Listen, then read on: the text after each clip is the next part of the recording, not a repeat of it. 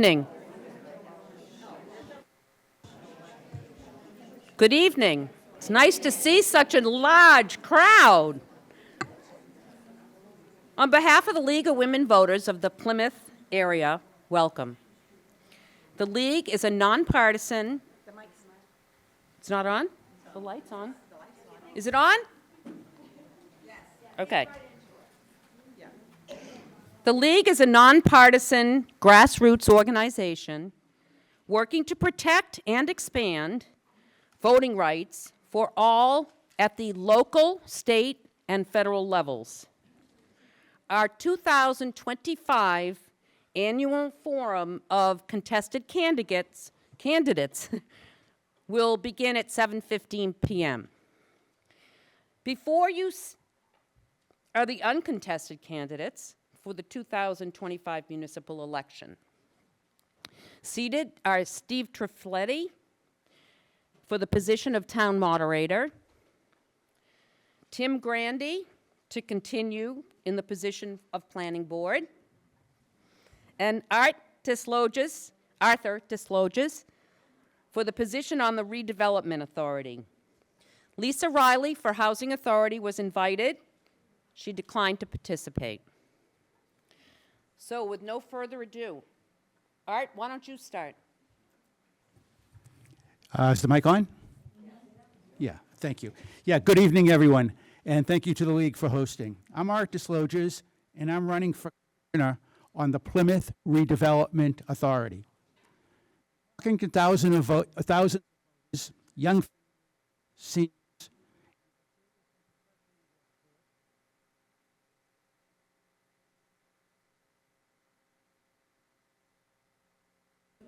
It's on now. We good? You got to bring it in close there. We good?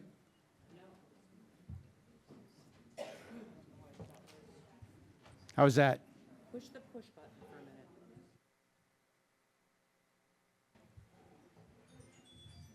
How's that? Try the other one. All right, the other microphone.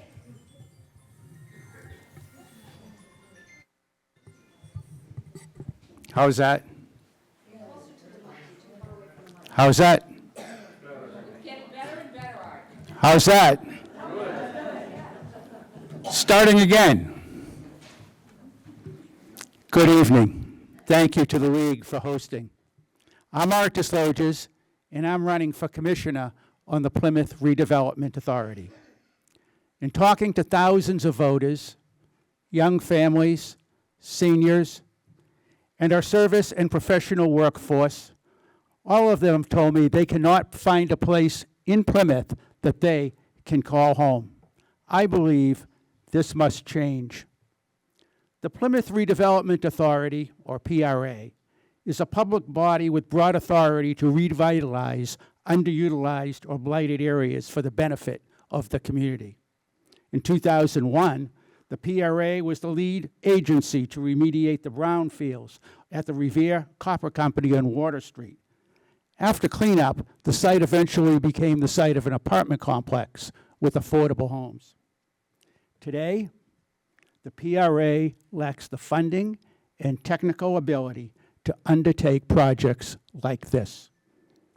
I am running on a vision where the PRA uses its authority to be an active stakeholder so that housing is affordable. As a town meeting member and a member of the Master Plan Committee, I am well qualified for this position. Plus, my years in the Peace Corps and as a senior executive at Citibank have taught me the leadership and strategic planning skills to make meaningful progress for Plymouth. I believe that conservation and having housing for our workforce are compatible goals. The challenge will take collaborative planning and the acceptance of new ideas. New ideas such as density housing, the use of nonprofit developers, and accommodating starter homes. I know that if we work together, we can have homes in Plymouth for every generation that are affordable. I humbly ask for your vote on or before May 17th. Thank you, Mr. Desloges. Tim, would you like to start? You have 2 minutes. Good evening. Can you hear me? Okay. First, I'd like to thank the League for having this event here this evening. I think it's very important. Just to let everybody know who I am. I'm a resident of the town of Plymouth for over 34 years. I'm married to my beautiful wife, Donna, with 2 fantastic children and 2 grandkids, which is the light of my life, the grandkids. I'm also a veteran in the United States Army Military Police. I have served the residents of the town of Plymouth for the past 15 years as a member of the planning board. And everything that is involved with the planning board is important across the board as far as the rural character of the town, conservation efforts, residential homes. There are a lot of things that really come into play with planning. There's also the committees you serve on as a planning board member. I serve on the building committee. I also serve on the roads advisory committee and the community preservation committee. Before I was a planning board member, I served as the alternate to the planning board for 3 years. So I've been around the block just a little bit. And I used to have brown hair when I first started on the planning board. Now I use Just for Men gray. So, again, I want to strive to create the best community that we possibly can through affordable housing, through efforts of conservation, and building. We have to do smart building as far as is concerned. We have important issues like the 1,600 acres that have come into play, the Atlantic Country Club land. There are a lot of important decisions that are going to be made in the future. And I strive to make the best decision I possibly can, like I have over the last 15 years. And I want to thank all the residents that have supported me over the past 3 terms. And I promise I will do my best for the residents of this community going forward.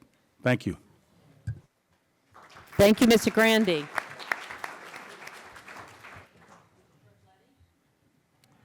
Good evening. I'd like to thank the Plymouth Area League of Women Voters for hosting this event. I'm delighted to be here to have the opportunity to speak to all of you. I first served as a town elected official in the 1980s, where I served on the Plymouth School Committee. I was its chair for 2 years. I was first elected as town moderator in 1992, and following my election, I implemented a number of changes. We changed the start time of town meeting from 10 a.m. to 8 a.m. I created a motions book, putting all the motions in writing, so you'd have them to look at prior to town meeting, hosted town meeting preview, town meeting member orientation, and also sponsored a number of State Ethics Commission education forums. Over the years, I've embraced change, technology, and appointed electronic voting committee that studied electronic voting, and we adopted it, and that's gone very well. I've appointed a number of charter review committees, and I've presented proposals, including having an assistant moderator, which was adopted by the town. During COVID, I led town meeting on remote participation, and we were able to use the V-Voter platform as well as the Zoom platform. And since that time, we have approved the hybrid town meeting. And I've led that along with the assistant town moderator. We've become a model in the Commonwealth of Massachusetts. We've had a number of delegations from the Commonwealth, from Brookline, from Weston, who have come to observe Plymouth Town Meeting, which has been a leader in the hybrid town meeting. I look forward to being able to serve for another 3 years. I want to thank everybody for your votes, and also the people that have supported me, particularly the assistant moderator, the town clerk, Secretary Advisory and Finance Committee, all the town boards and committees, and a reminder to everyone to vote on May 17th. Thank you. Thank you, Mr. Trifletti. Okay. We're now going to allow our uncontested candidates to excuse themselves. Now? Thank you. Thank you, gentlemen. All right, we have a little bit of a transition here before we formally begin our traditional forum for the contested candidates of Planning Board, School Committee, and Select Board. So please bear with us while we just do a little shift, all right? Thank you. Okay, we're ready for the Forum of 2025 of contestant candidates. We're going to begin with the Planning Board contestants seated before you. We acknowledge that we are meeting on the sacred land of the Wampanoag Nation. We honor the Herring Pond Wampanoag people as the original stewards of this place, now known as Plymouth. And we honor all Wampanoag tribes, along with the countless other indigenous peoples who traversed these lands for centuries before us. As we acknowledge many historical injustices, may we keep the first peoples of this land in our hearts and minds as we discuss issues affecting these valuable members of our community and their ancestral homelands today. Tonight's forum is planned and presented by dedicated volunteer members of the Voter Services Committee. Thank you to every and each one of you for making our Voter Services Committee just come together so easily for Carol and I. Thank you. It takes a village. Okay, so Mary O'Connor, who you may remember if you've attended some of our past forums, or at least the last two, is our moderator this evening. Mary O'Connor is a league member from the Cape Cod area. She is very active league member and has served in the moderator role for many area leagues, including our past two forums. Mary, please take the podium.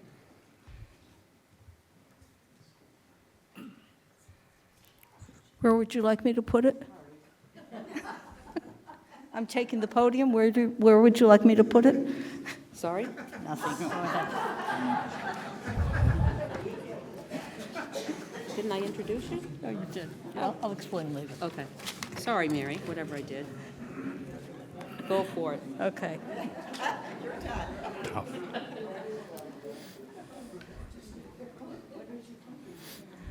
Frank and... Thank you, and I'm not going to be rude for the rest of the evening. I'm honored to serve as a moderator for this candidates forum. Election day is May 17th, this 2025. You have the option to vote early through 4 p.m. on May 14th, or to use a mail-in ballot. Early voting starts on May 7th. Times vary as to when you can vote on those days, so please check the website or call the town clerk's office. Now, please check to make sure you have silenced your cell phone and other electronic devices.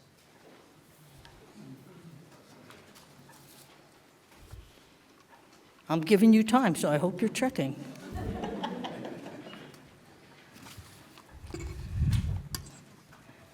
Two people at yesterday's forum didn't check. And if the ringtone is really good, I just start dancing. Tonight we will be hearing from panels for the Planning Board. You may vote for one. Now that seems obvious, right?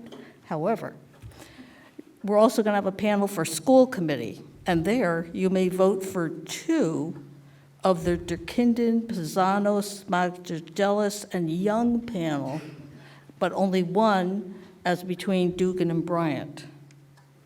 And then for Select Board, you may vote for two. So it's not just one vote necessarily. I reviewed our procedures for this event with the candidates earlier, and each of them agreed to act in accordance with them. They'll each have 2 minutes to answer a question and 2 minutes for a closing statement. They will be alerted when they have 30 seconds left. A yellow card will be held up for them to see. When time is up, a red card will be held up. The candidate may finish their sentence beyond that sentence or sooner if I think they're just going on, you know. I will say thank you and move on to the next speaker. Questions have been prepared in advance by the League of Women Voters of Plymouth and are also being gathered from you tonight's in-person audience. Please write questions for the candidates on the provided index cards. Raise your hand if you want another card. Please write the office at the top of the card indicating the panel of candidates your question is for. And remember, you just write planning, school, or select board. The questions must be addressed to all candidates of that panel and must apply to issues or qualifications for their position. A league member is going to review the questions for legibility, clarity, and applicability to all candidates. I will read as many as time allows, and we want to cover a variety of topics, so if I see ones that are obvious related, I might merge them. Local Scene is broadcasting the event live and will broadcast it on local government channels. So, just make sure you're in shape here. Oh, one thing about the questions, could you write as legibly as possible? Maybe your handwriting isn't what it used to be, but my eyesight isn't what it used to be either. So let's remain quiet throughout the forum, no clapping or cheering or calling out. You are welcome to clap for all candidates on a panel after all of them have finished their closing statements.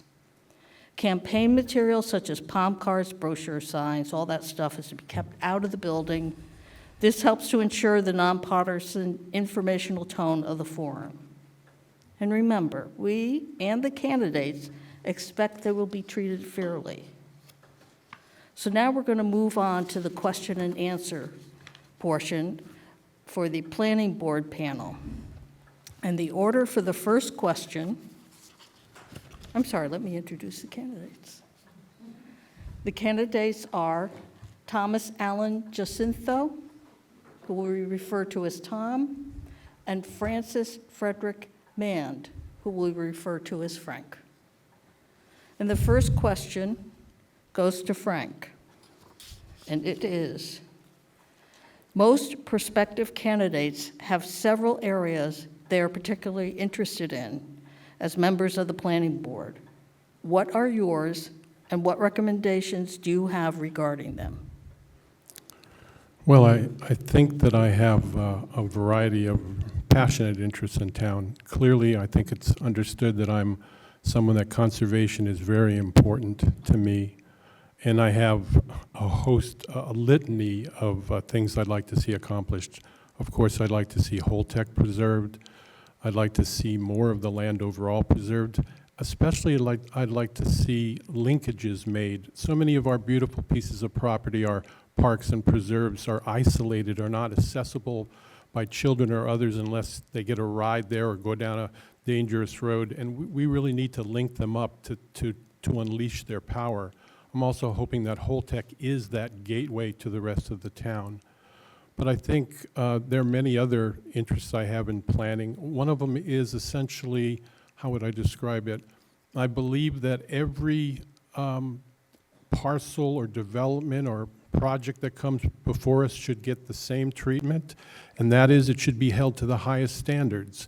We're in a very different age now than when I first moved here 40 years ago, and I really feel that every project needs to be capable of recharging the aquifer, is totally resilient, is energy efficient, is designed with open space and contiguous open space in mind.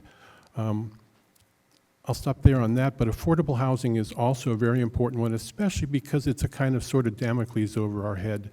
With the 40B situation, I really think we need to find a way to both acquire more and reach that 10% so that we can truly plan ourselves and not always be in a reactive mode, trying to either defeat things like the Atlantic Country Club proposal or find a better way to do that. Thank you. Tom. For me, I feel that, I look at the services as a whole. I have a background in public safety, and I like to think that with the development in town, we need to be sure that our service can handle this type of expansion. I want to be there to be sure that the schools are in the right places, that we have services that we can actually give to our community and not be overwhelmed at every angle. I think preserving open space is important. I think affordable housing is paramount. It's too often that people I work with, or friends, or my friends' kids can't afford to buy a house in Plymouth. That's not fair. I was able to buy a house in Plymouth. Everyone here was able to buy a house in Plymouth. We need to make sure that it's accessible to people who want to live here and work here. Truly affordable housing. 40B housing isn't truly affordable. We need to really look at finding a way to develop areas that have infrastructure, not just random places, and be able to build these actual affordable homes. Thank you. The next question, the order will be Tom and Frank. Remember I said I was using random generated grids? With 2 people, they alternate. So Tom, our aquifer needs protection from rapid development, sand and gravel mining, and contamination. Planning board members are stewards of the town's master plan. As a planning board member, how do you plan to ensure the protection of our aquifer? Well, I know one of the biggest threats to our aquifer is septic systems. And if we keep expanding at the rapid rate we are in building housing and having everyone having their own septic, we are right there encroaching on our aquifer. The sand mining cannot be permitted to go on. We have bylaws against it. We can't have it happen. And we need to ensure that people who want to do something like that are held accountable. Thank you. Frank? Could you repeat the question? Yes. Our aquifer needs protection from rapid development, sand and gravel mining, and contamination. Planning board members are stewards of the town's master plan. As a planning board member, how do you plan to ensure the protection of our aquifer?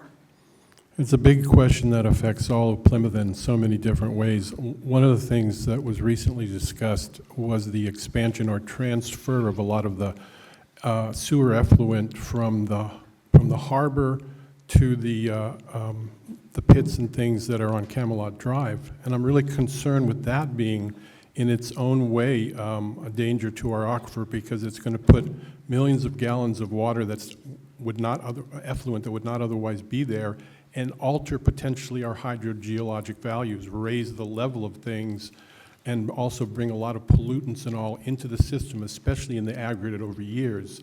So I think what I'm getting at by focusing on that one is that we need an overall increase in sensitivity to these issues. Septic systems definitely are a problem, but many other things are contributing to this, including when we do have the sand and gravel excavations, they strip away the topsoil, they strip away the trees, and so they allow the pollutants to potentially go directly into the aquifer, into our sand-based aquifer. Again, going back to what I said in the previous question, we really need to look at every development, even every home, whether it's a separate septic system or otherwise, as to what kinds of waters and runoff from roofs and things are affecting and potentially affecting that, because it really is a golden goose, our aquifer, the sand-based aquifer. And there's almost not anything we shouldn't do. It's got to be comprehensive, though. I think that's what I'm trying to say. Thank you. Thank you. The next question, Frank, if you could change a zoning law, what would it be and why? Zoning law. Well, one of the things I'm concerned about a lot is that the planning board is in many cases advisory to the zoning board.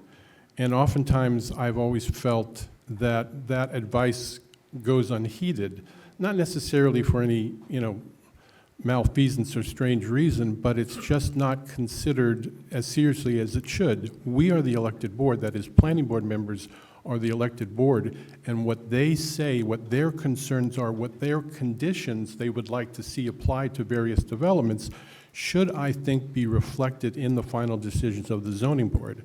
So I think that relationship, it's not necessarily a zoning regulation, but that relationship about zoning is very important and I think needs to be tinkered with.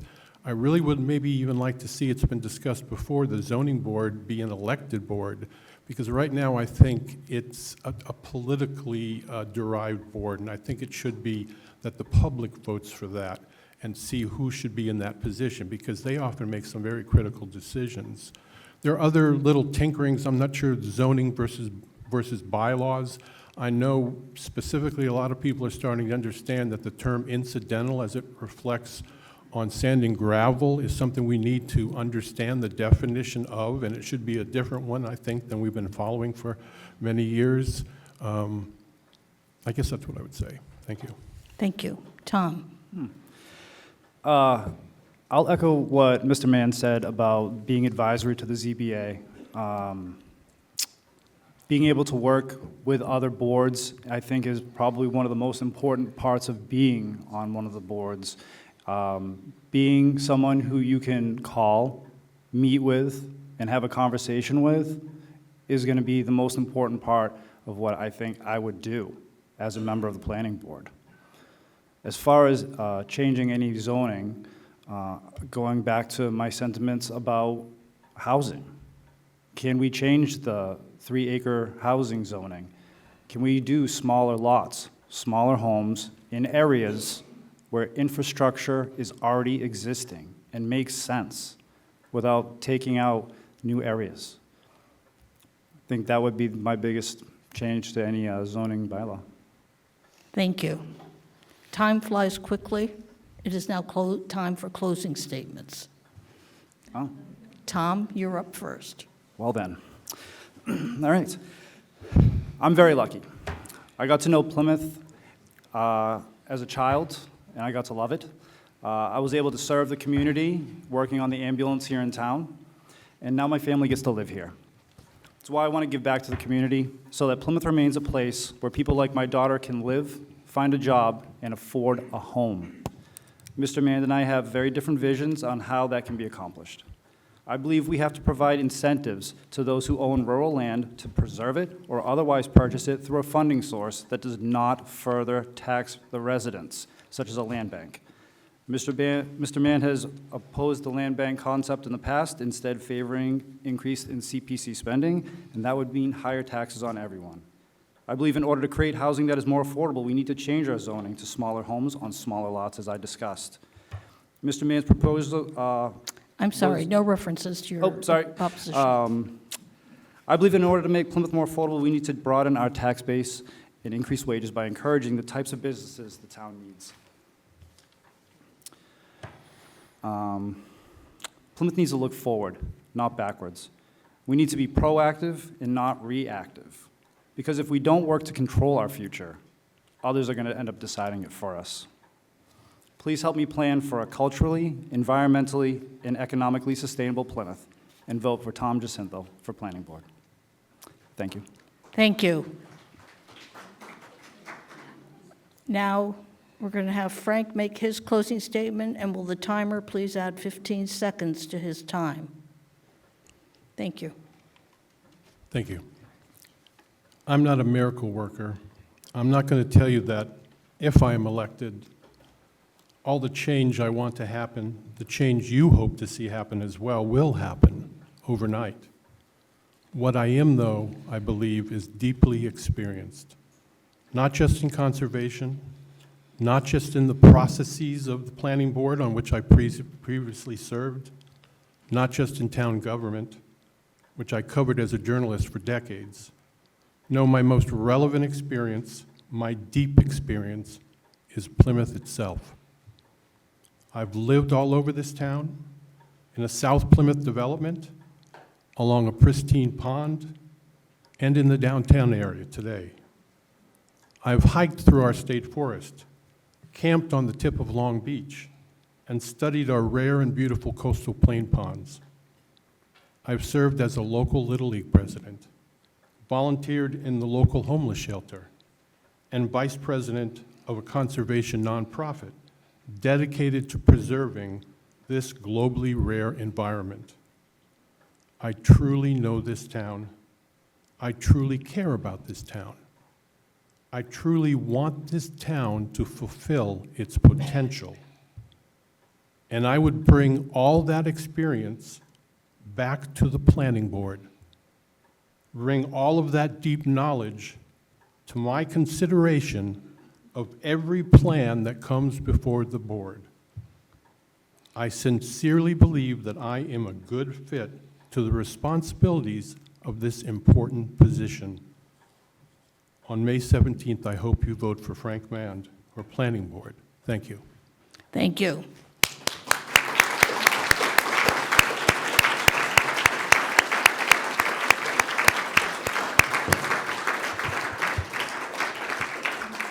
And now we will set up for the school committee panel.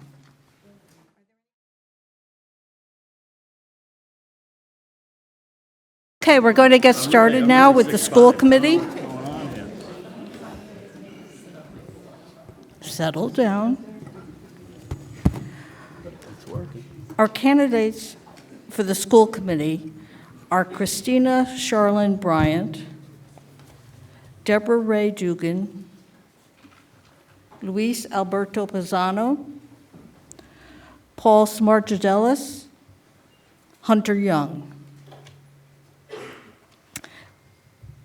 And we're going to start with the first question. The order will be Paul, Christina, Hunter, Debbie, and Luis. Paul, given the uptick in ICE activity in Massachusetts, how would you support parents and students impacted by this rhetoric and the sweeps? Could you repeat that? Yes. Given the uptick in ICE activity, immigration enforcement, in Massachusetts, how would you support parents and students impacted by this rhetoric and the sweeps? First off, I want to say thank you to the League of Women Voters, and I want to thank everyone for coming out in person. These forums are critical to understanding the candidates you're asked to vote for. There's issues that are beyond school districts. There's issues on a federal level, on a state level, and they impact families. If a student, I'll give you an example, sleeps in your town for one night under McKinney-Vento, that student is educated by you up until age 23. Okay, can you hear me now? It's that Verizon commercial. I'll start over and I'll thank everyone again. But there are issues beyond the impact of the school board. If there were students who were impacted by an ICE sweep that we talked about, the schools are a safe place. There's dialogue that goes on between the schools, the adjustment counselors, and the parents that has to take place. But you also have to abide by the law. So as a school district, you have to balance that. You have to look at local issues, federal issues, and state issues. And you'd have to probably in this look at it a case-by-case basis. You can't just take a broad brush and say what's going on at a federal level and is on the news is going to be decided and impacted by the answering of one question.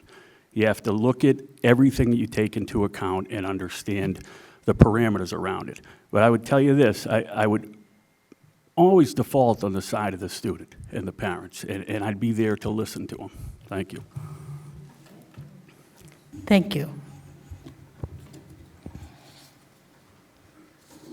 Christina.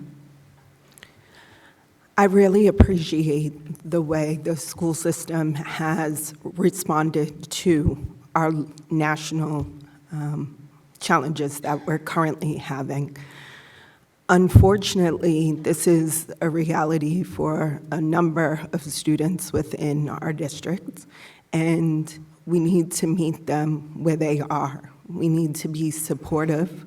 We need to understand how to support the student who is essentially a victim in all of these circumstances. We need to understand from the parent perspective what is going on, and to Paul's point, abide by the law. I think the statement that Dr. Campbell has made is a strong statement, and it's one that is essential to follow. The landscape has changed. School, church, hospitals used to be safe havens, and now those safe havens have been removed. So us as a community really needs to come together, be, I would say, realistic in the expectations of what we can control, but remember that there's a human that's being impacted by this sweep. I would leave things there. Thank you. Hunter. Yeah, I would say I agree with much of what Paul and Christina have said so far. I would also say that I believe in the Constitution, that everybody has constitutional rights, so people have the right to due process. They have the right to the Fourth Amendment, which is against unlawful searches and seizures. So everybody has the right to that. I definitely believe in the Constitution. I definitely think this issue is very difficult, especially when you're dealing with the safety of children. You know, there's instances where children have been trafficked across the border. So if somebody is going into the school and they're trying to, you know, save a child from a difficult situation, we should support them in doing that for sure. But I'm not a law enforcement officer, so I'm not going to try to enforce the law. I'll leave that up to them, and I'm sure our police chief and our sheriff's department can deal with those things if it's an instance where somebody's constitutional rights are being violated. Obviously, I believe we should treat everybody with compassion and with dignity and acknowledge that this is very difficult, but I'll choose to be humble and lean on the people that are in charge on this issue, but that's my perspective on it. Thank you. Debbie. And keep the microphones close to your mouth. Okay. Good evening. I want to thank the League also for hosting this important candidates night tonight. This is a really interesting question, very hot topic in our country for the last many years now.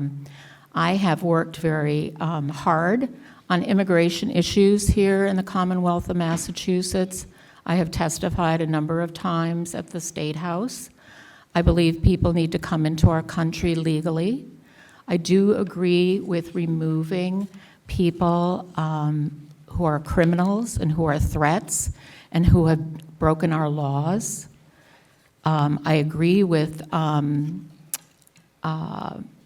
just what is happening right now. I think it's so important that we protect the citizens also of the United States. As far as how does this impact the children very often are the victims of crimes also. And I'm glad to hear that the school has a program in place on how to deal with these things. I'm a former school board member. I was a board member in New Jersey. I served a total, over the course of 12 years, I served on 2 elected boards, 1 appointed boards. I served actually for 23 years. Over that course of 12 years. But getting back to ICE, we need to protect the children. We need to have our schools be a safe place for all children when they are our students. Thank you. Luis. Thank you. Yeah, very quickly, I'd just like to thank the League of Women Voters for having this forum. It's, this is the hallmark of our democracy, so it's wonderful to have these forums, and it's wonderful to see so many people here in person. I'm sure many more watching at home. So this is a simple question for me. I mean, schools should be, to me, are sacred ground. Students should feel safe there. Students should be protected there. Plymouth Public Schools is committed to doing everything we can to protect our students, and we're committed to educating every student in this town, regardless of immigration status, period. That is a position of the school district. It's a position that I would, fight to, to uphold as long as I have any say in it. Short of eminent safety situations, I don't think law enforcement really has any business in our schools, and I would stop short of saying a student would be taken out of one of our schools over my dead body. This is a black and white situation for me. Thank you. The next question, the order for the answers will be Hunter, followed by Luis, followed by Debbie, then Christina, and then Paul. So Hunter, the question is, what is the major issue facing the Plymouth school system? Did you say a major issue? The major issue facing the Plymouth school system. Well, I would say our biggest issue is the budget and balancing different people's needs. Students have needs, teachers have needs, taxpayers have needs. Everybody in the town has something to say about where the money is being spent. And I believe in fiscal responsibility, transparency, and that we should all understand where our money is going, and I will be a candidate who advocates for that. If anybody has a question on where the money is going, I'll go and I'll try to find where it is. I think definitely, without a doubt, the budget is our most challenging issue that the school committee faces, for sure. Thank you. Luis. Yeah, so the two related things. I think funding and facilities are interrelated. We've got a massive district with a lot of buildings that require millions of dollars just to maintain. Not to mention our aging buildings that are in need of replacement. So that's obviously a massive financial need. But on a just normal operating basis, we struggle every year just to have a level service budget. And literally, and thankfully we have a supportive select board, supportive town meeting members that give us the money we need every year. But I dream of the day where we're getting increased service budgets, not just struggling to maintain level services. That means we're just doing as good as we can, and in order to provide an additional service, we are cutting back somewhere else or trying to find some efficiency. And there's really not a whole lot of fat left to trim. I would also say that anybody that thinks that there's a lack of transparency or that there needs to be more transparency hasn't bothered to read the documentation that's out there, because you could look at the agenda for any school committee meeting and find 70 to 120-page reports of where every single dollar is going, literally every vendor, every invoice. So there is no lack of transparency out there. There's a lack of people, willingness to maybe read or do your homework, but there's no lack of transparency. So, I just want to let people know that. Agree, everyone has a say in it, but the transparency is there. Just people aren't trying to, do their work. Thank you. Debbie. Yes, I'm very excited about, as I said before, about some of the things that are happening in the country. I think that the federal government is looking to return manufacturing to America, that we will be superstars again as far as manufacturing goes. We will find employment for people who have been underemployed or not employed for decades now. And I think preparing our students for the new jobs that will be coming back will be a major concern. I think a lot of these jobs will be technological, but they'll be good paying American wages. And I know that all of you are educated citizens and informed, or you wouldn't be here. You wouldn't be here if you didn't care about this country and about its children. And I truly believe that that will be one of our greatest exciting hurdles as we prepare these students for taking back American jobs. Thank you. Christina. Thank you. I would say I strongly agree with Luis in all aspects, in the finance as well as facilities being a major challenge, and the transparency that is well documented within the school committee.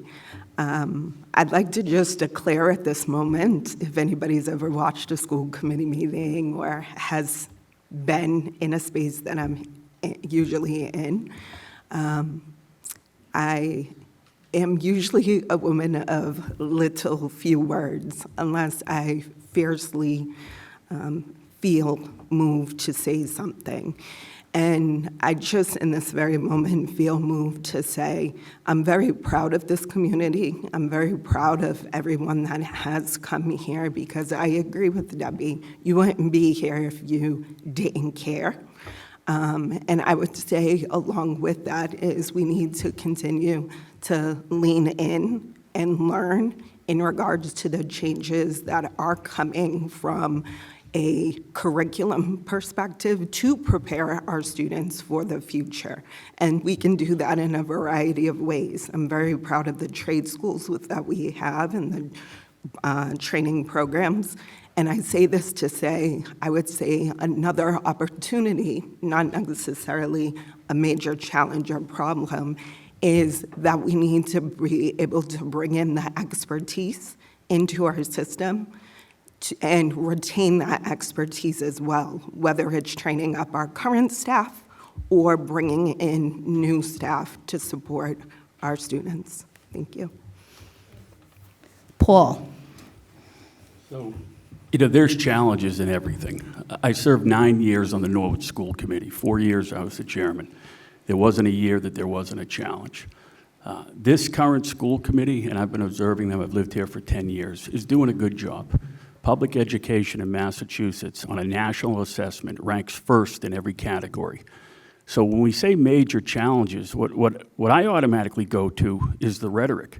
We have so many federal level issues that we're trying to bring into the classroom. We don't spend enough time on talking about fiscal policy, all right? What's our foundational budget, our Chapter 70 money, and then what are the taxpayers gonna make up for a difference, and how are you gonna put that to good use?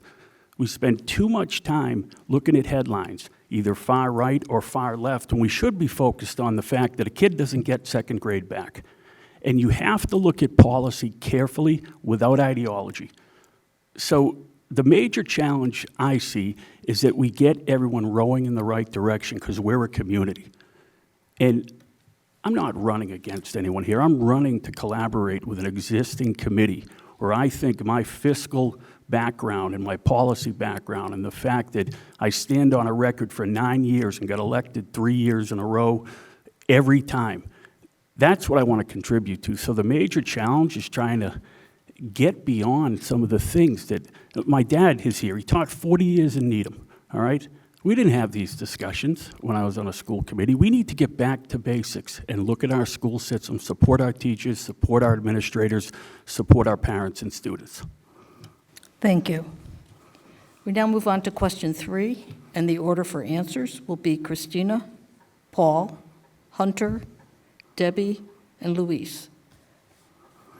The question is, how do you intend to reach out to students to hear their perspective? Christina. Great question. Many people may or may not know I am a mother of 5, so I have plenty of student feedback going on in the Bryan households. But in addition to that, I look for any and all opportunities to connect with students, whether it's attending something that is hosted by my own school, hosted within the district. I would elevate the Children's Business Fair that recently took place this spring, where brought students all over the district together to really highlight the work that they've been doing, not only in the classroom, but the really innovative products that they came up with to sell. It was very exciting to be a part as an employee of one of the businesses, but also just as a spectator. I also think it's very important to have an open door policy. I tried to be as approachable as possible. I tried to connect wherever possible. So I would say at any level, and I'll bring it back to my children, I've had children at the high school, middle school, and elementary school level within this district, both north and south. I've also spent over a decade as a director for one of our youth chair programs, where While sports was important, what was more important to me was everyone would leave the program as good citizens and good community members. So I would say open door policy, as well as making myself accessible in any way possible. Thank you. Paul? I'm one behind Christina. I have 4. I have a Plymouth South graduate. My son Luke's at the elementary school. My daughter Gabby's at the middle school. My daughter Lola is at the high school. Both my sisters, who are nurses, live in Plymouth. There's 8 more nieces and nephews that I have. Technically, I'm a grandpa because my oldest has 2 one-year-olds and a 3-year-old, and they're going to be in the school soon. I'm vested in this community. I coach Little League Baseball. I coach the Sharks travel team. I'm a terrible assistant on the basketball team because they shouldn't let me on the court, but I'm there, and I'm coaching youth football. You have to be present. All right, when I was on the school committee in Norwood, I would go visit the elementary schools. Not so much, you hear what kids are doing, right? I would love the music and the arts, the nonlinear learning, the drama club, right? But you have to absorb it and bring it in. And you also have to listen to staff and principals, right? You can talk to parents. Parents' most precious product is their kids, right? So you're going to hear everything good, right? But you have to look at things when people don't know you're listening and you're observing. And I think that's the true aspect of being a public servant. You get your ears open and your eyes open. And then you take that, and you kind of get a pulse of the community. And you know, I think that serves you well. Thank you. Hunter? Yeah, I love this question. I'm 19, running for school committee, so I think it's very important that young people and students are involved in the process of what is literally impacting their everyday lives.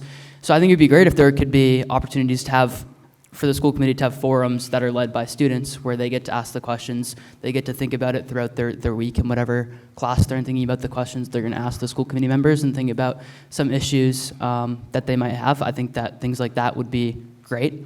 And I just think, yeah, being available, giving them opportunities to lead. You know, we want to be raising young leaders in the school committee, people that are able to respectfully talk about something and then disagree, and after that shake, you know, the other person's hand and move on with your day and move on with your lives. So I think for giving kids the opportunity to see that in action, obviously I hope to be somebody on the school committee who does that and is an example of that.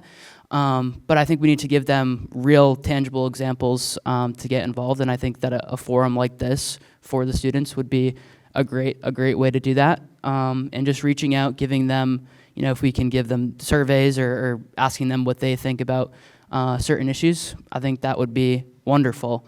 You know, when I was in school, I didn't even know there was a school committee. And I'm not, you know, knocking anybody here, but I think that, you know, we can make more of an effort so students know exactly, well, why did my phones get taken out of my class in school? Who made that decision? So if we can go to the students and show them that we're the ones making it and that they have a voice and that they can be encouraged to have a voice, that we're here to do that. So that's what I would advocate for. Thank you. Debbie? Yes, I'm a mother of 3, grandmother to 6. And why am I coming back to run for school committee again? I first ran in 1991. I served a very long time. I care very deeply about children, and I care about this country. And I really believe that my commitment and my involvement, the schools give us plenty of opportunities to get to know the students, to get to know the staff, to attend events and special times in the lives of these children. And I would really would love to be given an opportunity to serve again. I believe in community service. Thank you. Luis?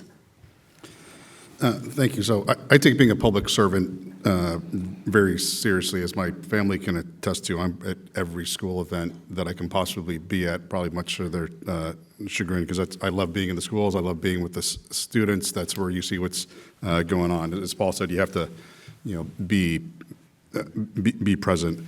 So I think that's, fundamental, being at the schools and spending time there.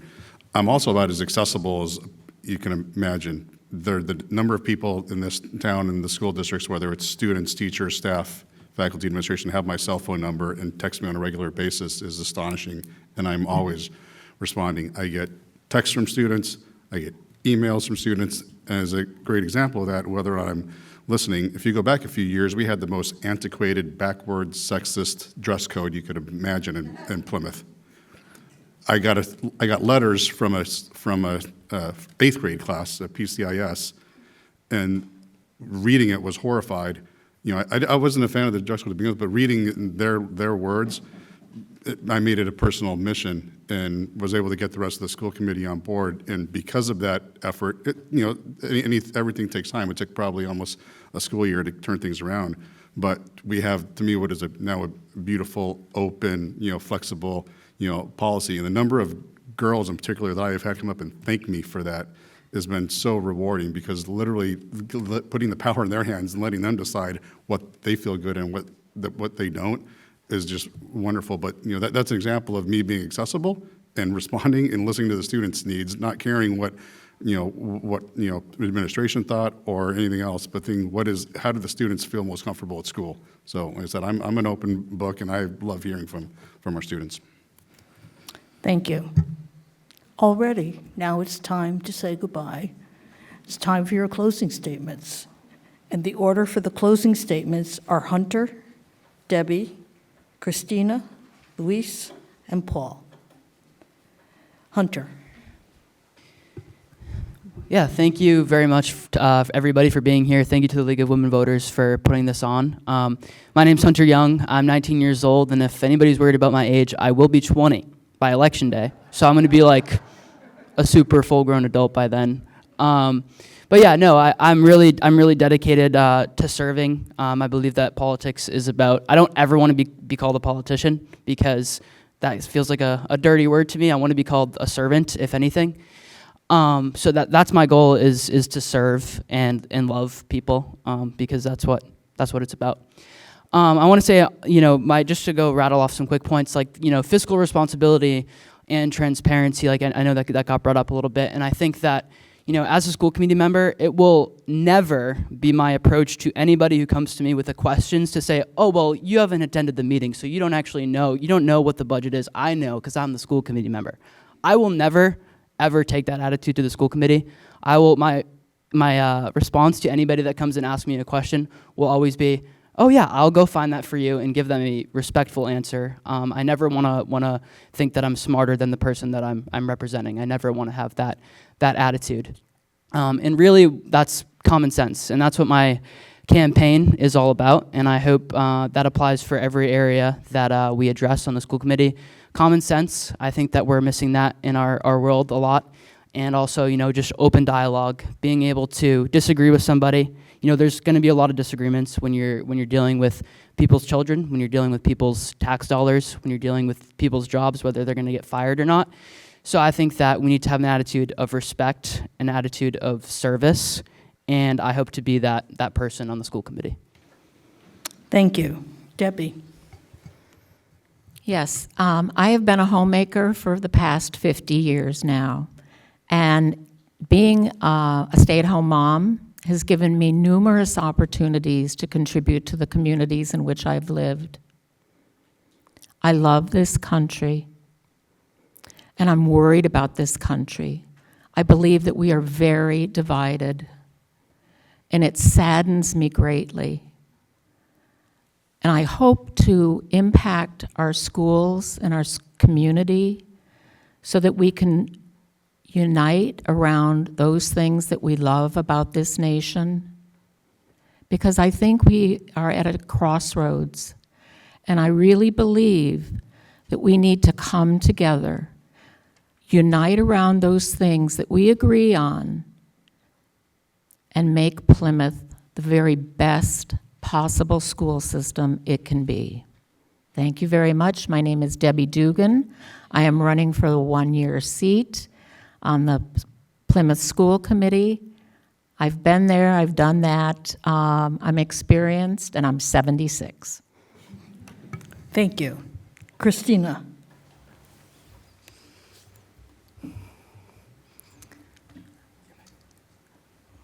Thank you. I've really enjoyed the time that I've spent since January being elected on the school committee. It's given me an opportunity to sit on the other side of the table. Last year, I spent a major portion of my time approaching school committee in regards to their redistricting plan at the time, and didn't even realize the impact that those efforts would lead me to. And what it led me to was a space of advocacy within the town. I didn't necessarily agree with what was happening.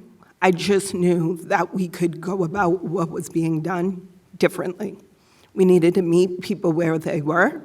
We needed to listen. We needed to understand all sides, and then meet in the middle that made sense for all parties involved. I want to continue to be able to do that.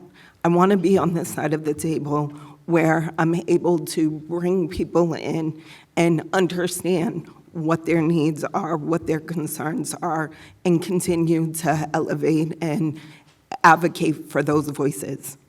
In addition to school committee, I've been elected to No Place for Hate Plymouth, where I serve as vice chair. I work in Dorchester as COO for a shelter for women and children experiencing homelessness. So I too would share that I'm a servant leader. For me, what is important is showing up, and I would say showing out where necessary. If I have the power and privilege to sit in a space where I'm able to use my voice, my position to move things forward or in a different direction, I ask that people vote for me so I can continue to do so. I thank you for your time and spending the evening with us. Thank you. Luis? Thank you. So I consider it an honor and a privilege, to serve the people of Plymouth, and I hope to continue doing that as long as you'll have me. I've proven my ability and willingness to work collaboratively with the rest of the committee, with the administration, and the staff to support the district's strategic objectives. What I would ask everyone to think about when you're deciding who to vote for and casting your vote is whoever wins these seats needs to be ready to take on some really major challenges. And I'll tell you what I think the 5 most important ones are. 1, acquiring the funding and then starting the construction of a new elementary school. 2, figuring out a long-term solution for our early childhood center, which is bursting at the seams. 3, maintaining strong funding for our schools, which is an annual struggle and requires close partnership with both the select board and the town administration. 4, keeping up with the needs of our continuously growing population of special needs students, including English language learners, which are growing almost exponentially. And finally, within this 3-year term, we'll be negotiating new contracts with our main bargaining units, which represent almost 4,000 employees that make Plymouth Public Schools what it is. These are real issues requiring real solutions. And addressing these challenges requires people with experience and a school board that's focused on the district's key objectives and not on frivolous and distracting personal agendas, some of which have nothing to do with education. For example, contrary to what I see online from some of my opponents' posts, are things like spending time, worrying about policies regarding trans athletes. We don't have that issue here. We don't need to spend time on non-existent problems that don't exist in Plymouth when we have actual real issues that need addressing. So if I'm reelected, I will continue to dedicate myself to supporting the students, families, and staff, and will keep the school committee focused on real priorities. Thank you. Thank you. Paul? Thank you. I want to thank my fellow candidates for coming out, and once again, League of Women Voters and everyone here. Your vote's an investment. It's an investment in the candidate who's running, and everyone has characteristics, whether it's age or ideology or certain opinions. But when you really come down to considering your vote, I think experience matters. There's 9 years where every challenge that Louis mentioned as a sitting committee member, I've faced already. All right, you talk about fiscal challenges. In 2008, after a great recession, we were down $1.8 million from the cherry sheet, and I got our budget balanced without going to our stabilization fund. You talk about transportation. There's a transportation department in the town of Norwood that's still there that I created in 2010. I broke a contract that was $800,000 with an outsourced van company because I wanted our kids, number one, who were on IEPs, to be taken care of. We brought SPED programs in district. We had inclusion. I worked with the SPED director. It saved us $567,000. We didn't need an override or a debt exclusion, and we didn't lay off any teachers. You talk about facilities. The first model school was Norwood High. I was the chair. I worked with Catherine Craven and the MSBA. All right? We built a model school off of the plans from Whitman Hanson. That school is beautiful, and it looks a little bit like Plymouth North and South. There's a lot of things you can do, but you have to educate the whole child. And if you're a school committee member, you have to be in support of the administration. They're the professionals, the staff, the principals. And if you can provide that support, everything else is education. And we should all be lifelong learners. So thank you for coming out tonight. Thank you very much.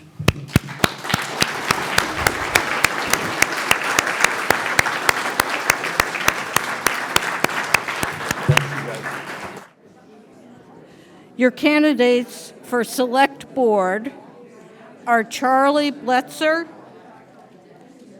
Deb Yaquinto, Bill Cohan, John T. Mahoney Jr., and Scott M. Vecchi. As in the previous panels, I will announce the order of the question before anyone answers, and we'll go with the first question.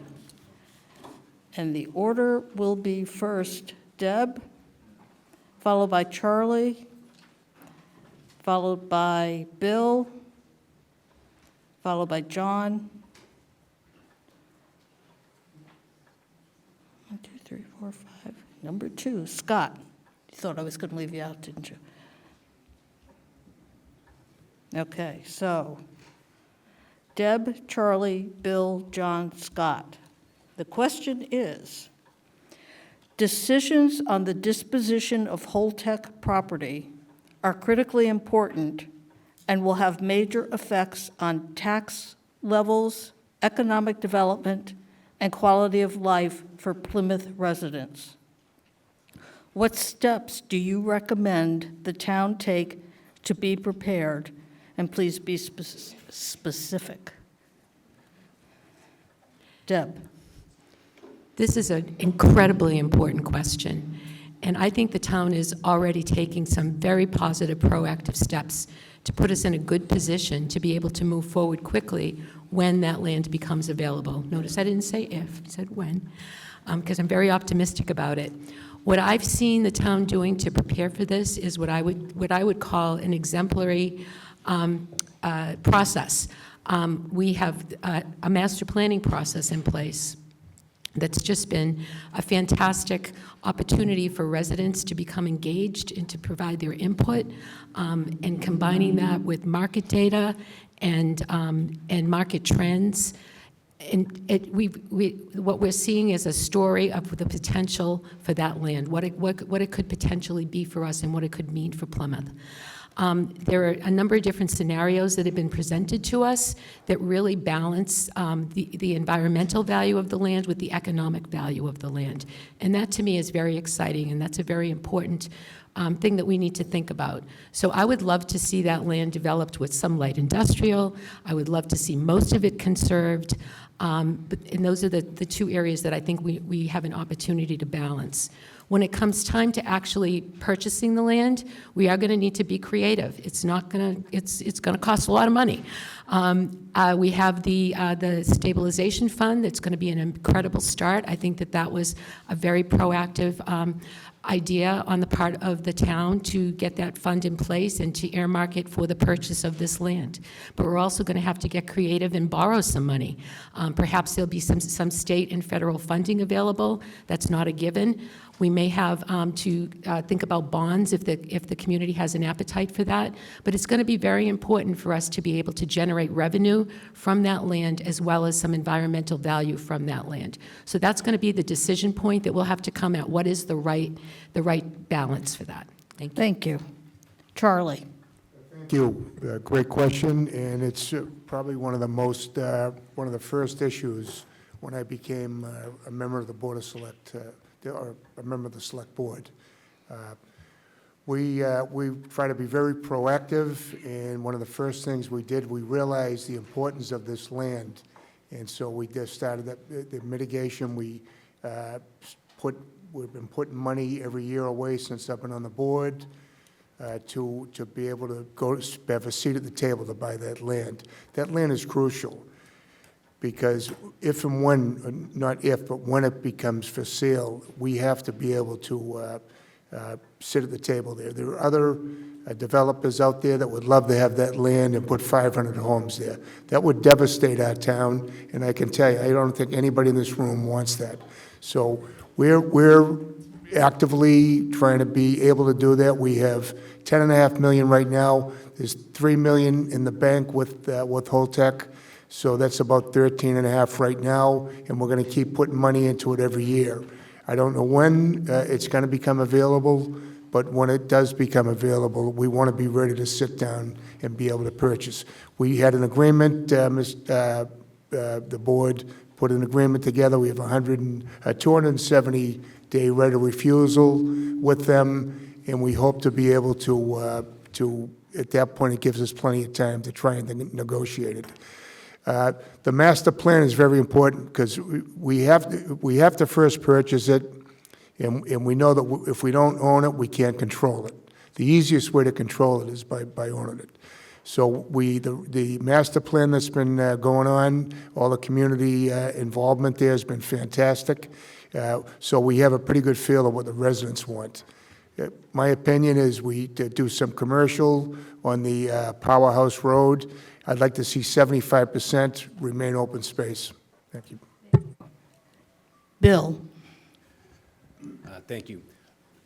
This is an example of where the town is now and where we've been in the past. We can learn from our experiences. One of the things that the town has been doing and doing fairly well over the last couple of years is entering into the master planning process to determine what the future of Plymouth will look like in relation to land preservation, and in recently focusing on the Holtec land, the 1,600 acres. That's an exercise that we have to do. We're doing it, but the bigger part of this will be how would we pay for the preservation component of that. Now, over the last 23 years, the last 17 years, I served in the capacity of working towards land preservation. There's going to be a need to look at federal and state grants. There will be a need to look at other funding sources, working with our state and federal delegation. This is going to be about trying to find the funds, other than the funds that we're putting aside here locally in Plymouth. Plymouth, we're putting money aside, preparing for this moment in the future where we're going to have an opportunity to purchase the 1,600 acres, and we want to be in a very strong position. And that's going to be focusing on looking at other funding sources outside of Plymouth and working with our state delegation and our federal delegation to find those resources. Over the last number of years, I had worked to preserve nearly 3,000 acres in Plymouth, and I have this experience, and I hope to put it to use in this capacity when it comes to the 1,600 acres at Holtec. Thank you. Thank you. John? Yes, good evening, everyone, and thanks for the League for putting on this forum. I'm going to ask you for your vote, one of your two votes later on tonight. One of the bases for that is my experience on the board, my 15 years. Somewhere I believe that Herman Melville is proud of me because this land has always been considered the white whale, okay? 12 years ago last month, I got up on town meeting floor. I sponsored an article that the board supported to create the Nuclear Plant Stabilization Fund, specifically designed to put this community in the position to purchase the land. okay, which has probably never been done in the history of this state. We have $10.4 million in that fund, and I can tell you right now, if Holtec came to us tomorrow and told us the figure was $30 million or less, we're pretty much showing up at the closing with cash, because the other sources have already been put together. We've been working on this diligently as a board for the last 3 to 5 years. We have an 8-year document in conjunction with the fund where our agreement, our guarantee to this community that expires on June 30th of 2031 says that we get the right of first refusal on 1,531 of those acres. And in that document, we have 270 days to perform, not 120, okay? So that's what I bring to the table, is putting the community in a better position with respect to water, land, and money.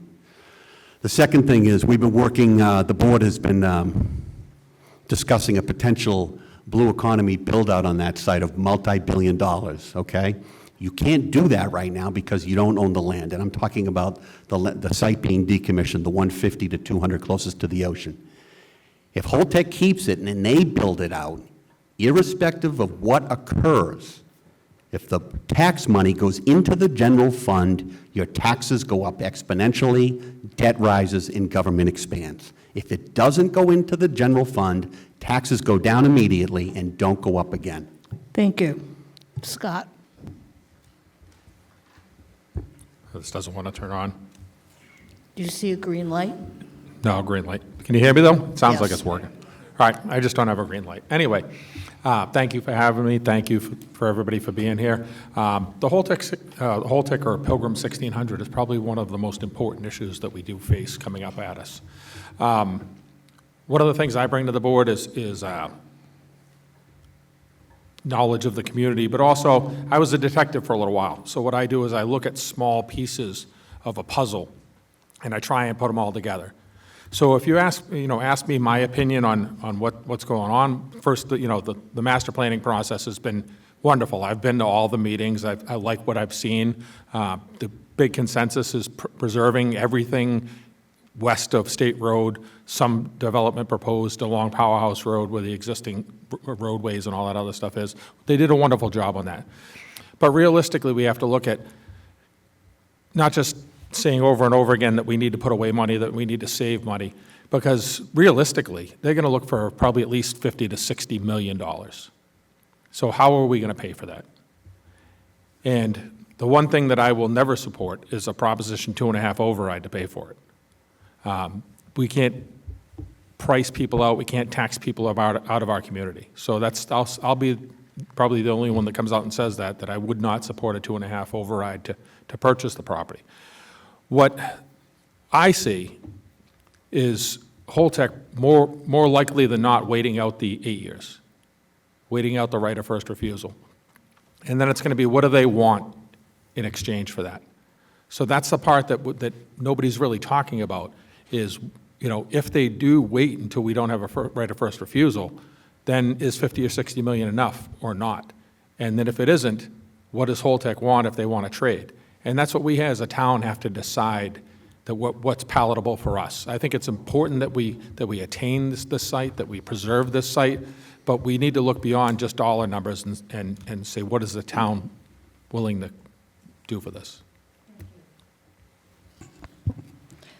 The next question, the order for answering will be Bill, Debbie, Charlie, Scott, and John.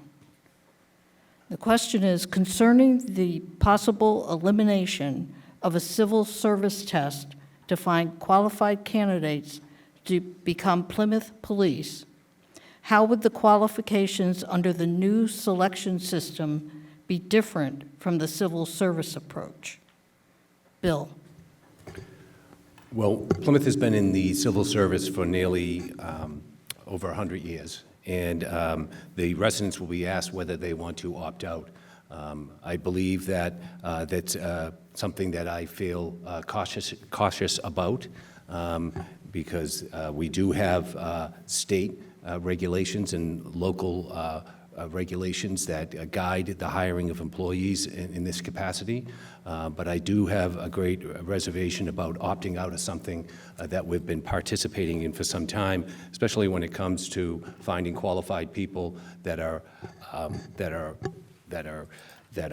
chosen based on their knowledge, and that is something that I am very concerned about in the capacity of opting out of such a regulation. But I think that one of the things that we could be doing in our police department is creating a culture that is much more appealing to keeping young recruits and new people there working in the police department. We do have training, and we train people, invest in people in our police department, but then later they are distracted away for other communities. So I think that that's indicating to us that we need to have a police department that retains these new recruits and after their training. Thank you. Thank you. Debbie? So we have a public safety issue here in Plymouth if we're not able to recruit and retain the number of police officers that we need.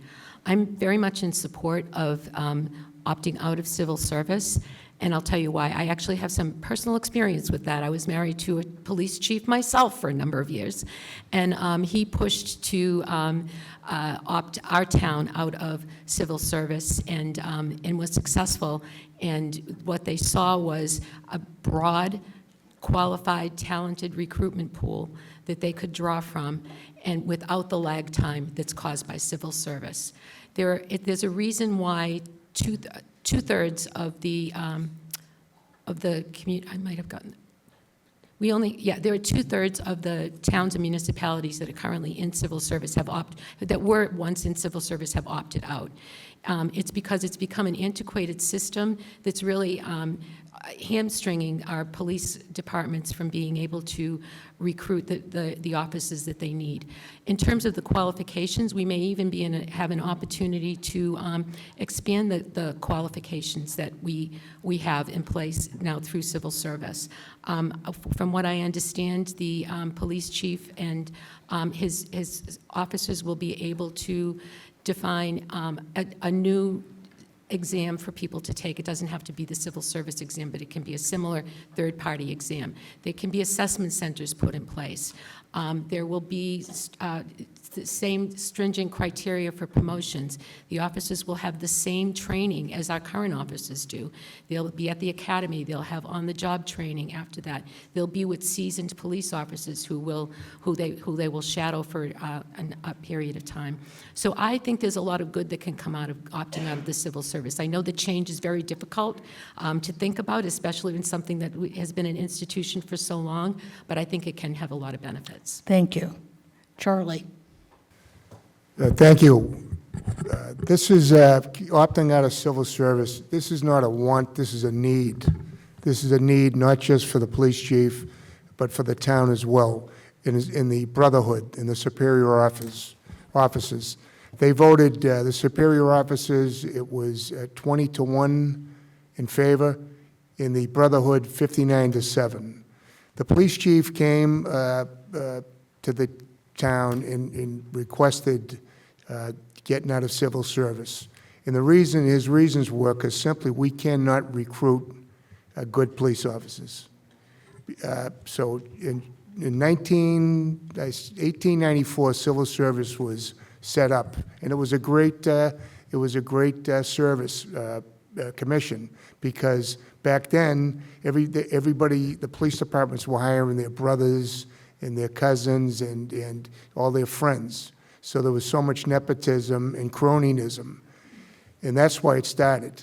And we opted in 1917 is when Plymouth get into the civil service. A vote of 655 to 605 is the residents voted that. So to get out of it, it had to go on the ballot because you opt out the way you opt in. So that's why we came to this. So that we sat down, both unions won out because we're short 20 officers right now, which means, I'm not going to make this here, I can just say, this is, I don't have time to explain it, it's lengthy, but it's something we need. We want to be able to recruit officers from other towns, a civil service town cannot recruit from non-civil service town, we can't recruit from civil service towns.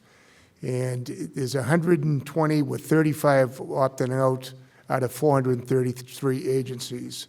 So we need this for retention, and every time we have to retrain an officer, okay. Scott? I'm in a unique position to answer this question, seeing as I worked there for 27 years. I was a police officer for right about 32 years, 33 years in the retirement system. Almost all of it was as a civil service police officer. And I'll start out by saying I respect the wishes of the Plymouth Police Brotherhood and the Superior Officers Association, who've both voted to endorse leaving civil service. One of the trades was they get back the Quinn Bill. For those of you who don't know what the Quinn Bill is, the Quinn Bill was an educational incentive that Governor Deval Patrick defunded, which used to provide certain percentages for education. And in this environment that we're in right now, we should have the most educated police officers we could possibly have. I was one of 2 attorneys that worked at the police department. One of them still works there. With the nuances and everything that goes into today's policing and the environment that is so drastically different than when I started back in 1992, we should want to have these educated police officers. And I don't believe they should have to give up civil service to get that, but that's the trade that they made. One of the things about civil service is it was put in place to do away with nepotism and cronyism. All right, and personally, I have concerns about whether that is or is not occurring at this time. I can tell you that we've lost about 10 police officers in the last year. Not one police officer is lateral to the Plymouth Police Department in the last 3 years. And the problem is the toxic environment that exists at the Plymouth Police Department and a lack of leadership. And I actually just read an article the other day that said police officers will work for less money in a department where there's good leadership. But I can tell you, I know for 100% that there isn't good leadership up there right now. And that is a problem that rests on the town manager's shoulders for failure to supervise his department heads. Thank you. Thank you. John? So I disagree with the last 30 seconds of what the candidate to my right said. I support the removal of this community from the civil service program. Obviously, it was voted in this community back in 1917 for reasons outlined by Mr. Bletzer, concerns about nepotism, favoritism. That was the direction that the state, the community, and the country went, putting protections in place so political cronyism would be minimized, if you will. Okay? If Chief Flynn loses an officer tomorrow, it takes 18 months under the current system to replace him. That's unacceptable, okay? So there's a bunch of variables that go into retention and recruitment. One of them is an adequate pay level, and I think there have been significant strides on that side of the coin over the last 5 to 10 years to improve, not just in the Plymouth Police Department, but in other public safety, DPW, and public education, where we can be very competitive across the board and recruit and retain these individuals because they're the central nervous system of this community. So it is time. It's been 108 years. The data is there that shows that it doesn't work, and it's just time to move on. The protections are in place in other, bylaws and rules that will protect these individuals from any kind of discrimination, if you will, or individuals getting favorable treatment with respect to hiring, and I'm comfortable with making this move. Thank you. Can you believe it? We only had time for 2 questions. We don't want you here past 9 o'clock, right? You don't want to be here past 9 o'clock. So we're going to start with closing statements. And the order will be John, Bill, Scott, Debbie, and Charlie. John.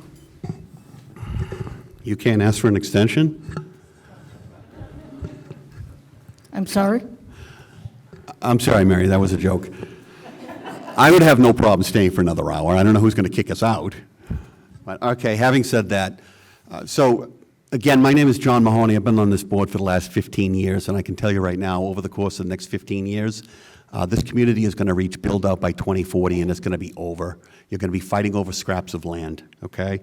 So you have to position this community with respect to water, land, and investing in infrastructure without raising property taxes. So that's everything that I've done with every fiber of my being for the last 15 years. About 7 years ago, I created an environmental fund, and that earmarks 50% of the revenues from renewable energy pilots to the Department of Energy and Environment, directly under the care of Mr. David Gould. He's leveraged that $1.3 million that we've given him over the last 6 or 7 years, and he's turned that into another 14. So the return on investment out of that fund has been over $10 for every $1 put into it.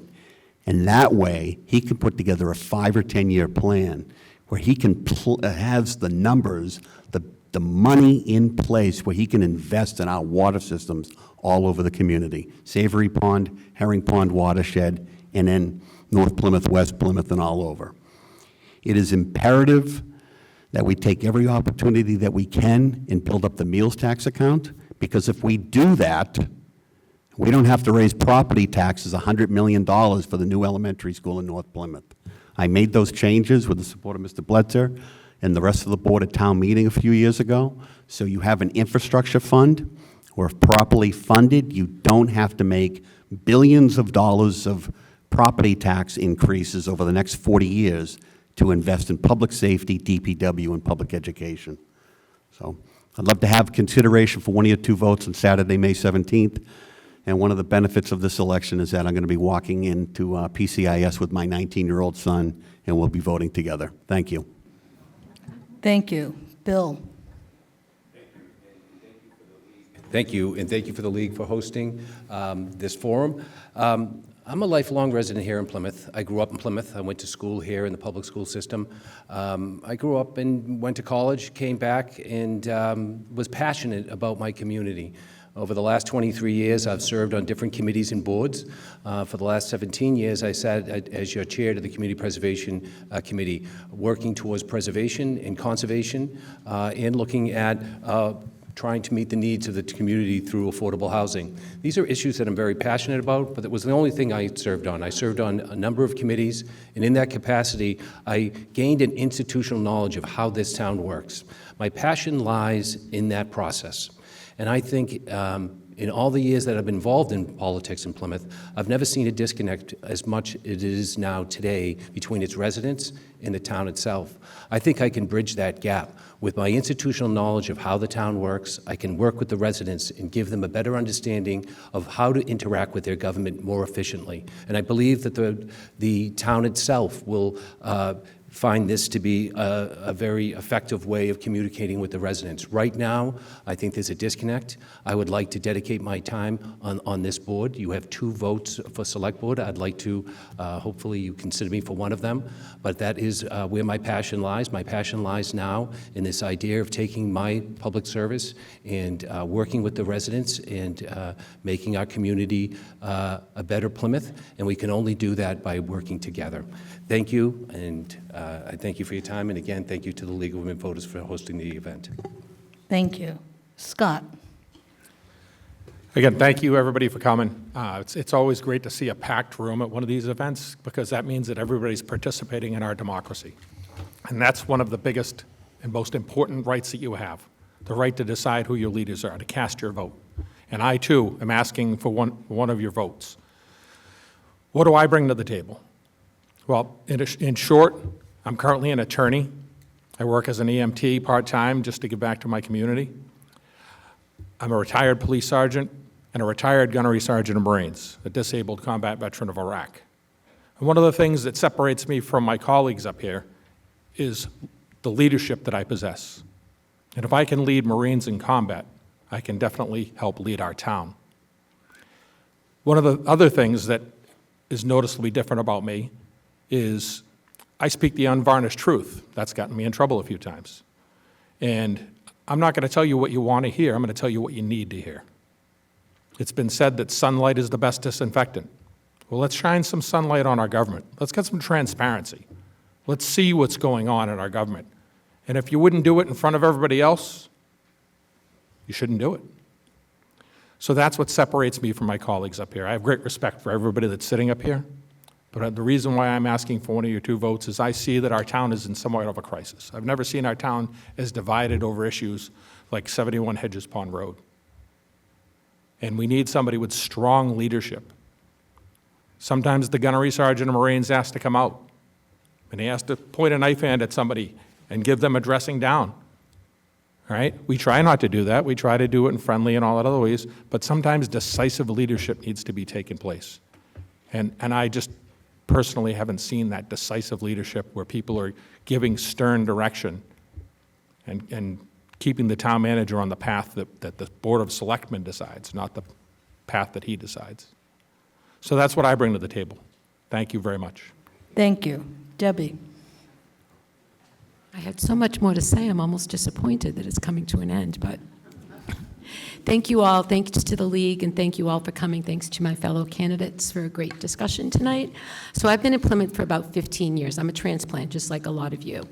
And Plymouth has opened up so many opportunities that I never even imagined, both for my husband, Greg, and me. We love it here. The problems that we're talking about in Plymouth, managing growth, attracting new businesses, protecting the environment, these are the same problems that we've been talking about since we got here 15 years ago. And they're not going to be solved with the same old style of thinking. Plymouth needs, I believe the Plymouth Select Board needs fresh perspective. We need new ideas, and we need new leaders who are not afraid to plan proactively for our future, who know how to do it. And I believe that I have the skills and the qualifications to slide right in there and start the job on day one. I am not a politician. I'm a teacher. I'm a former business leader, and I'm a committed volunteer in this community. I can see the big picture, and I can also see the day-to-day life in Plymouth. I don't have all the answers, but I know how to ask the right questions. I know how to bring people together to solve complex problems. I know how to communicate, and most importantly, I know how to listen. And I think those are the skills that the Select Board needs at this point in time. If I sound passionate about Plymouth's future, it's because I am. Every day, I walk into a classroom of 5-year-olds who still believe that grown-ups can make everything all right. I still believe that grown-ups can make everything all right, but guess what? We're the grown-ups. We need to make everything all right. It is our obligation to build a community that will give these kids a better life. So the decisions we're making today are not just for us, they're for our kids and for the future. We've kicked the can down the road as far as it will go. I think it's time for change. I believe I can make a difference. I need your help, and I would be so grateful for your vote on May 17th. Thank you. Thank you. Charlie? I'd like to thank the League of Women Voters for giving me this opportunity. I'd like to apologize for that second question. That was a softball question for me, the civil service question. Unfortunately, I was paying attention more to the time than the clarity of my answer. Anybody wants to ask me about it afterwards, I'll give you a very clear answer to that. I want to say that the opinion of the police management being toxic is just not true, and that opinion, take it from where the source came. All you have to do is do your research, and you'll understand why that opinion came out. So I want to say that I represent, also, I will never support a 2.5 override, and I don't know where that came from. So I represent all residents of Plymouth, not just the special interest groups. My only agenda is the town of Plymouth. I represent businesses because I've been a small businessman. I've owned 3 businesses, and I managed a business in Plymouth for 23 years. And all the businesses I know, and they respect me and support me. I represent the public employees and unions, and I'm supported by them because I'm a union worker myself with the state. I know how hard they have to work for lower wages because they need the benefits and they want to work in their town. The union and public employees are the backbone of our town. I represent families because I raised my family of my 3 daughters. In fact, I have a daughter that's going to college next year. So I understand how expensive it is to raise a family here. I have a college tuition that I have to pay. and especially with all the expensive, the energy costs that we're working on to stabilize. I represent seniors. I serve on the CAL Advisory as well as the Senior Task Force, and I understand their issues. I pride myself on being accessible to all residents. I give out my cell phone, and I visit neighborhoods to help address problems. I ask for your vote so I can continue to always answer the call. Thank you. Thank you. That concludes the question and answer portion.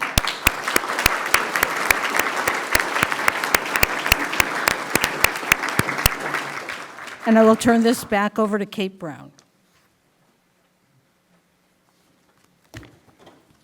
So hopefully tonight's forum informed you and will help you make an informed vote on May 17th. It's your right, so exercise it. We're grateful to all participants in tonight's forum, contested candidates, citizens alike, as well as our moderator, Mary O'Connor. Please be sure to complete the survey about this forum. We will collect them from you at the exit. Thank you. Go forth and make your vote count.